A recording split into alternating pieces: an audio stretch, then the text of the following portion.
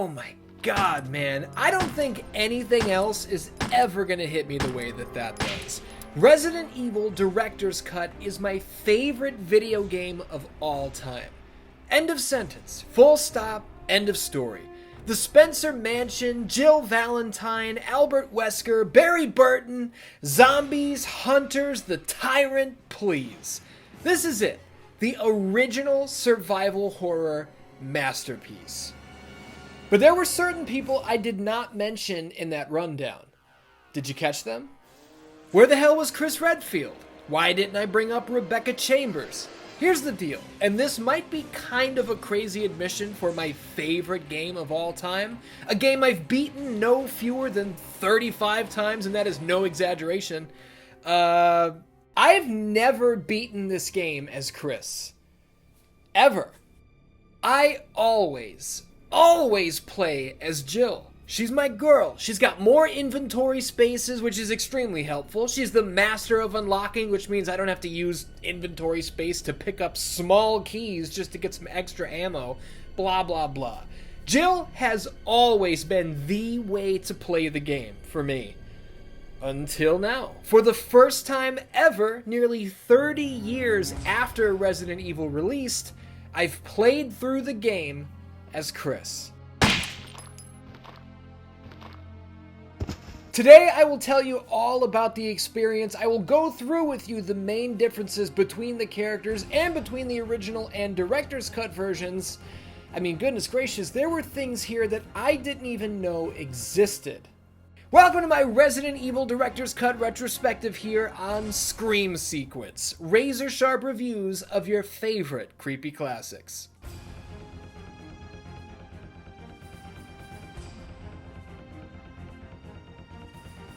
Every video here on 616 Entertainment is made possible by my supporters over on Patreon. If you enjoyed the show here today, consider signing up. You'll get early access, exclusive videos and podcasts and more. Pro Wrestling Tees has the merch. As always, thank you for watching.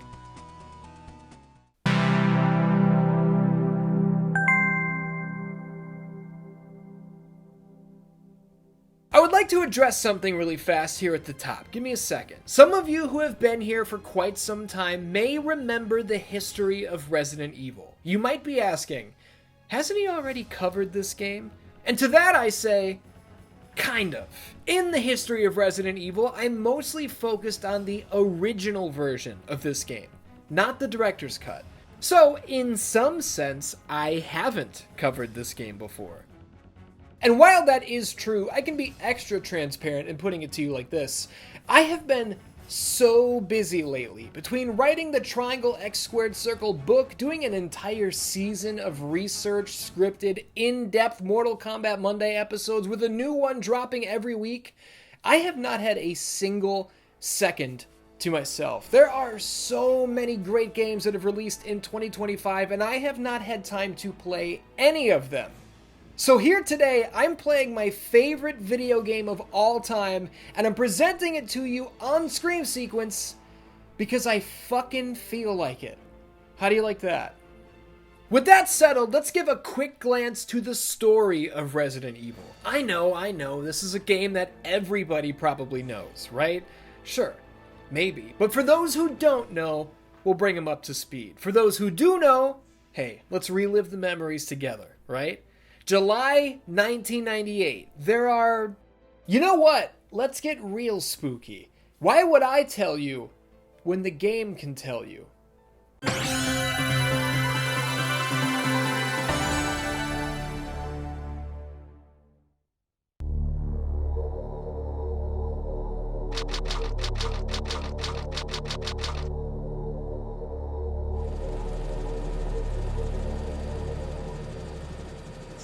Alpha Team is flying around the forest zone situated in northwest Raccoon City, where we're searching for the helicopter of our compatriots Bravo Team, who disappeared during the middle of our mission. You haven't found it? No, I haven't found it yet. Bizarre murder cases have recently occurred in Raccoon City. There are outlandish reports of families being attacked by a group of about 10 people. Victims were apparently eaten. Bravo Team went to the hideout of the group and disappeared. Chris?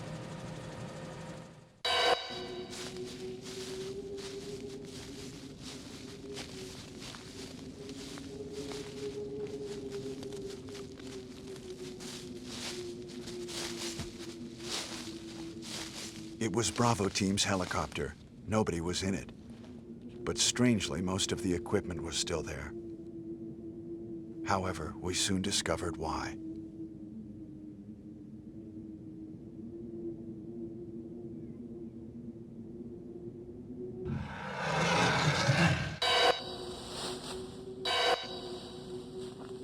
Hey! Come here!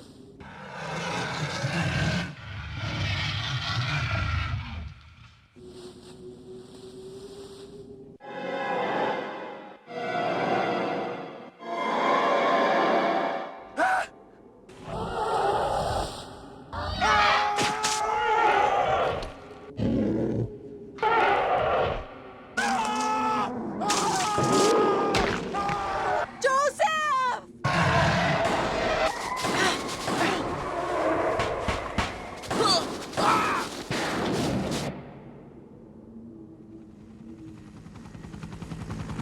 No! Don't go!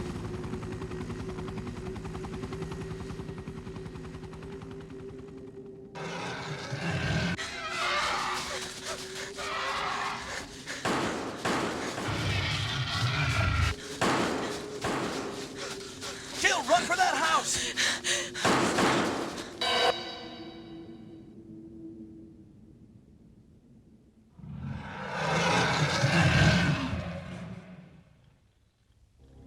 There are only 3 STARS members left now. Captain Wesker, Jill, and myself. We don't know where Barry is. It doesn't really get any better than that, does it? That's October. That's Halloween. That is Scream Sequence. How about it? We're seeing the cast here, and yeah, dude, we were still in the era of live-action cutscenes being interspersed throughout a game. Remember this? Do you miss this? Does anybody miss this? It's done very sparingly today, I know, but it used to be borderline common. So yeah, anyway, the STARS Bravo team was sent in. They've gone missing, so the STARS Alpha team have arrived to get to the bottom of exactly what the hell is going on up here. Shit went haywire, as we all saw, and if we're playing as Chris, which we are today, we take off to investigate a gunshot in another room. Down the hall, we find our Bravo team ally, Kenneth. He's fucking dead, and there's a zombie eating his goddamn flesh.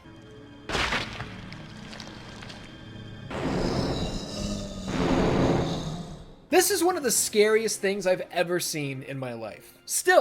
It still bothers me. And our partners, Jill and Wesker, who were out in the hall just a minute ago, are nowhere to be found when we come running out like, yo, Kenneth is dead and there's a fucking zombie over there. And that's that. We are off to the races. Locked inside this gigantic mansion, which we now know is full of monsters, we're off to the races. Along the way, we encounter locked doors which require unique keys to open. The zombies and dogs that initially blocked our path turn out to not be the only creatures prowling these halls, with the Hunter, Chimera, Yawn, Neptune, and Tyrant filling out the remainder of the roster. And I don't want to forget about Black Tiger for all you arachnophobic dandans out there. How you doing? Trick or treat, happy Halloween. We'll go further into detail on the monsters in a little bit. Rebecca Chambers, another ally of ours, is found alive and well. She's alive. I don't know if anyone is well in this situation. Certainly not Richard, who was bitten by a gigantic snake and dies a horrible death. Certainly not Enrico, who spills the details of a traitor among the stars just before somebody shoots him from the safety of the shadows. Somebody don't want Enrico talking, huh? In the depths below the mansion is a top-secret laboratory, and if you've kept your eyes open and looked hard enough, maybe you stumbled upon a set of slides. Projecting them on the wall splits the mystery wide open. Roaming the halls of this mansion and stalking the trees atop these mountains are not demons from another world or anything like that. These are scientific experiments created by the Umbrella Corporation using the still-in-production Tyrant virus. The zombies are not random ghouls. These are the caretakers of this building, the researchers from this lab. Yawn is a code name. In reality, this was a snake pulled from the Arklay Mountains and carefully infected with the T-virus. The Black Tiger, same deal. Take a native arachnid, infect it with this virus, study the effects. This entire scenario we're watching play out in front of our very eyes is all one giant simulation, a test run for the Umbrella Corporation, the company quietly funding this whole operation. And, unfortunately for Stars, our own captain was a part of the plan. And he's a double dickhead too, because he betrayed us on behalf of Umbrella, and then he betrays Umbrella on behalf of whoever else the hell he's working for. But who cares? He's killed by the tyrant, so thank God we'll never see that guy again. If you play your cards right, both Rebecca and Jill can be saved in the end. After blowing the tyrant to pieces, we see our trio of heroes flying off into the dawn, survivors of this horrifying onslaught. I told you we would go fast on the story, and we did. The story hasn't really changed from the original release over to the director's cut, so if you want the full, in-depth explanation, check out the history of Resident Evil. Let's take a look at a few of the key differences between playing as Chris and playing as Jill. And this isn't a director's cut thing as much as it is just a different scenarios thing, to be clear. Now, did I need to play through this entire game with both characters and record every second of the experience for the sake of this video? No, absolutely not. That's probably major overkill, but that's also exactly what I did, and now I have all the footage to use. How you doing? First thing that stood out to me was Plant 42. All the times I've played through this game, I've gotten so used to collecting all of the chemicals and mixing them together just right to create the V-Jolt, bringing them to the exposed root and basically poisoning this damn thing. Barry Burton can get involved, it's a whole deal. I knew Chris had a different route, but I totally forgot that Chris can't deal with chemicals. What a maroon. And this isn't the only thing he can't do. How about the Moonlight Sonata spot with the piano? Jill plays it just fine, but Chris can't read music. It's Rebecca who just happens to walk by, and she needs a little bit of practice to get it right, but she's the one who's able to play it and unlock this door. Chris Redfield is just a big, tough, handsome dummy. He's a male bimbo. He's a mimbo. And you know what? What the hell's with this gimmick where Chris has fewer inventory slots than Jill? Ask any of your female friends if that's accurate, and they'll tell you no. Women get totally shafted on pockets and storage space with their clothing. Meanwhile, I can fit my iPhone 17 Pro Max and a goddamn Switch 2 in one pair of jeans. This isn't even necessary. Speaking of Rebecca Chambers, though, I knew she was the Barry of the Chris angle, the character who pops up here and there in story moments, and the outcome of their situation can change depending on how you handle business. What I didn't know is that Rebecca can die brutally right in front of you. Look at that, literally decapitated on camera in a cutscene in full view. All because I took a couple wrong turns looking for her after she screamed. Jesus Christ, I actually felt so bad about this happening that I tried again and was able to save her. I couldn't live with myself otherwise. I don't like how Wesker whines like a little kid when Chris isn't impressed with the tyrant. This is the ultimate life form. Tyrant. Chris? Stop it. Wesker, you're pitiful. This was a bizarre read, but, you know, this whole game is full of bizarre reads, as we all know. I'm Chris of Alpha Team. I've come to rescue you. Richard, what happened? Chris, this house is too dangerous. There are terrible demons. Ouch! Are you all right? Yes, I have decided not to grieve any longer. Whoa! This hall is dangerous. Maybe it's better to secure our escape route first. There must be a back door somewhere. I would never work for a company like Umbrella. And Wesker, you were formerly with Umbrella. What do you mean? Since when have you been an Umbrella agent? And a traitor to the stars?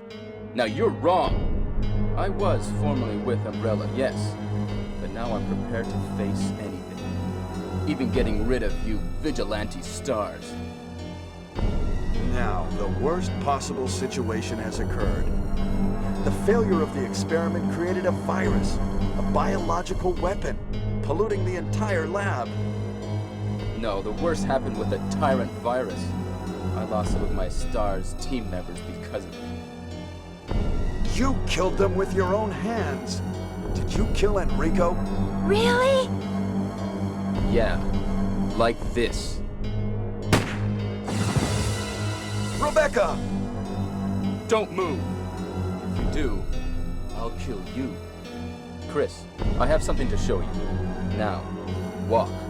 There has been plenty of discussion surrounding the changes to the soundtrack on Resident Evil Director's Cut for nearly 30 years now. You know that, I know that, this has been talked about to death. What I did not know is that this whole soundtrack debacle is exclusive to the DualShock version of the Director's Cut, which, yes, is the third release of this game. Right in the beginning, I waited for a certain song to kick in, and it just didn't. Later on, in here where we get our first map, the song I was expecting never came on. Yeah, I didn't realize that the soundtrack thing is tied to the DualShock version. How could I not know this? Well, when I was a kid, I had the DualShock version of the Director's Cut. When I hear Resident Evil Director's Cut, this is the one that pops into my head. Not this one. I didn't even really know there was a big difference outside of the cover art, which this one is ugly and this one rules. But now I know. Look, just listen to some of these songs back to back and tell me which versions you like better. Leave comments. I'll tally them up.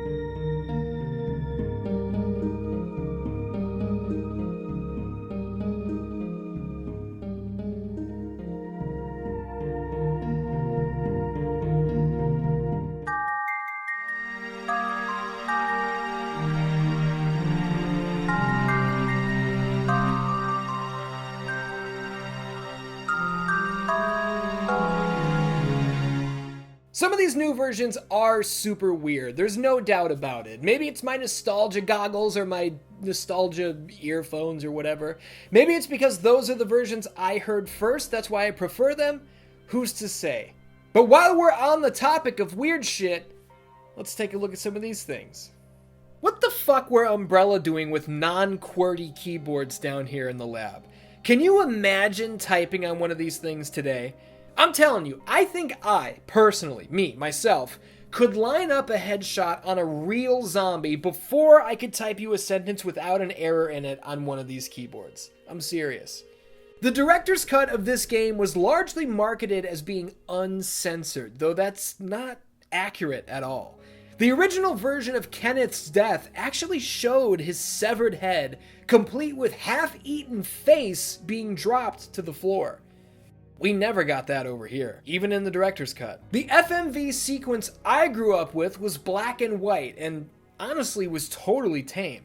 But the original version wasn't in black and white, it was in color, and there were gruesome, bloody gunshots on the Cerberus dogs, as well as close-ups of ravaged corpses. The different rounds of censorship the original Resident Evil went through are as numerous as they are bizarre, and normally I would chalk this up to different regions and platforms and whatever their governmental policies may be. But when it comes to advertising this censored version as uncensored, Capcom told the truth. They just fucked up. It was a complete and total oversight. Being that this uncensored but actually censored version had a later revision, the DualShock version, they must have fixed the error. Right? Wrong! They once again labeled this as uncensored, only for it to be fully edited again. So that is just straight up purposeful false advertising. I bet there could have been a lawsuit here. So we've talked about director's cut this and director's cut that. This version is like this, that version's like that. Let's dial it in. Let's take a look at some of the remaining changes, both major and minor. For one, there's the auto aim. Holding R1 raises your weapon, right? In the original release, it's on you to line up each and every shot. The director's cut offers a little assistance, and by that I mean holding down the aim button will perfectly snap to a target. I love this because, and you can see it in my gameplay recordings, I'll walk into a room and if the camera is bullshit, if I feel like they're hiding something from me or trying to get the jump on me, I'm walking in and immediately raising my gun. If somebody's in there, off in the distance, I'm gonna know about it. A fantastic update for the director's cut. The occasional headshot, which explodes a zombie's skull in a beautiful fucking bloodbath. This was a director's cut edition as well. Here, enjoy a compilation of them.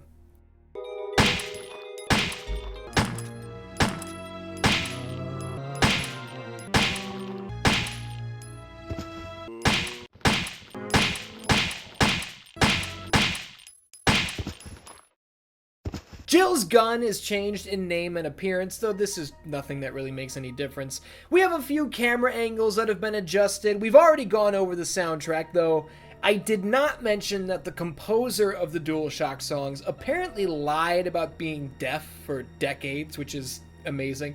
And then there's the boutique room. This is where the alternate outfits were stored. You used to have to jump through hoops to get in here and change your clothing, but in the director's cut, this room is just wide open. I definitely used the black tube top outfit back in the day on the PS1, but I did not know until now that the Nintendo DS re-release of the original game, subtitled Deadly Silence, came with these two getups. Jesus Christ. More than any of these other things, though, the director's cut of Resident Evil served up one major purpose: to act as a commercial for the incoming Resident Evil 2. Select copies of the director's cut actually came with a demo disc for the sequel. Man, remember demo discs? What a world we live in. And I just want to say, for any of you hardcore Resident Evil fans or eagle-eyed viewers, yes, I'm playing on the arranged mode with the green highlight gimmick. Don't know what I'm talking about? Highlight here, hold down the right button on the D-pad. Boom. Now, every time you pick up ammo, you'll get twice as much as you're supposed to. A big help. You may or may not know about this. See my Magnum rounds? See how I have way too many? How'd I get them? Well, when you put the red jewel in the tiger's eye socket and the statue turns, revealing 3 sets of bullets, just pick up 2 of them. Leave the room, come back, all 3 are there. You can do this as many times as you want. Have fun. Tricks of the trade, right? Tricks of the trade. I told most of my personal stories and shared most of my personal memories tied to this game back in the history of Resident Evil, so don't worry, I'm not going to make you listen to me recant playing in the backyard with my friends, pretending that we were Chris and Wesker and Barry, shooting imaginary zombies and dealing with imaginary tyrants. Even in avoiding repetition, though, there's more to say. This game's influence, just about 30 years post-launch, still hasn't lost a fraction of its impact on me. This is a silly thing to say, but I've never looked at my interactions with keys and locked doors as anything other than a Spencer Mansion situation. Every time. And I quote this game constantly, whether it's, "Where have you been? Stop it. Don't open that door. It's really powerful, especially against living things." Or, "Don't come this way." What? Don't come this way! No! I'll never miss an opportunity to pull these out. What's really weird is I don't even think about doing it. It's just a reflex. It's in my bloodstream, like the very virus this game is based around. This game was remade in 2002 exclusively for Nintendo's GameCube, though its actual exclusivity would not last long. And hey, you can play that remake on any modern console or PC today, which is wonderful. But it's worth noting that you can play the originals on PlayStation as well. With many numbered Resident Evil titles getting the remake treatment over the last handful of years, and the ever-present rumors of Code Veronica and Zero remakes looming in the shadows, you have to wonder, will the original get a second remake? Is it necessary? And let's think about it. The original was only 6 years old when it was first remade. And it's unfucking believable how far technology advanced in those 6 years, sure. But now, it's been 23 years since the remake came out. I'll say this, I would love to see it. I would actually love it to death, I think. The Spencer Mansion, the lab, Jill, Chris, Wesker, the Tyrant, good lord, Dan Dans. This is my favorite. It's my favorite video game ever made. With what we've seen so far, I have zero trouble trusting Capcom that they would do this game justice. Now, it can't possibly match the voice acting of the original. What is it? Kenneth was killed too. That PS1 charm of something being slightly off in color, giving away that it's interactive, those are little things that we would lose. But for what we could possibly gain, please, I'm all for it. Plus, the original isn't going anywhere. It's available on every storefront, and it's forever running through my veins. And I wouldn't have it any other way.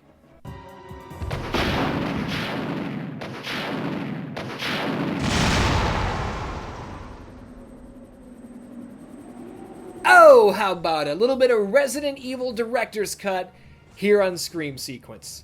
What can I say? Look, give me a couple years, come back, you might catch me talking about this game at great length again.